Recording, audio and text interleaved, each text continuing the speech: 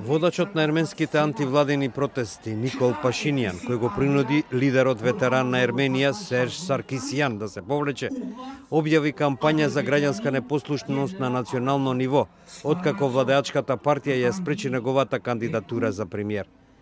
Обраќајќи им се на десетици илјади луѓе кои се собраа на плоштадот во ерменскиот главен град Ереван, Никол Пашинијан најави дека неговите поддржувачи ќе ги блокираат патиштата, железниците и аеродромите. Ваквиот вид блокада во оваа мала поранешна советска држава го продлабочува несогласувањето меѓу движењето на Пашинијан, која мобилизираше илјадници луѓе да излезат на улиците, и владеачката елита која е решена да се држи до власта и се уште го контролира безбедносниот апарат. По неколкудневните протести Серж Саркисјан во минатата недела се повлече од функцијата премиер.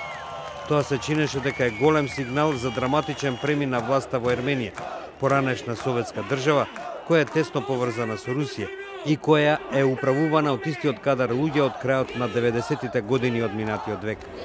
Некои од поддржувачите на Пашинијан, кои го поминаат денот на плоштадот на Републиката за да следат парламентарната дебата на два големи екрана, како Сармат Хашатријан велат.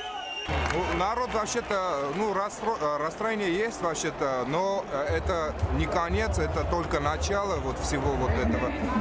Народ еще соплотится, прибудет много народу еще. Никол вот только сказал, что будет столько народа, что посчитать уже возможно не будет.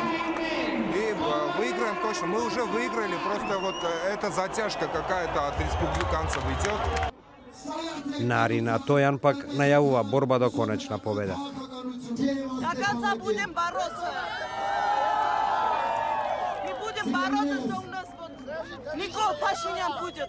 Следното гласање во парламентот за иден премиер на Ерменија треба да се одржи во идната недела.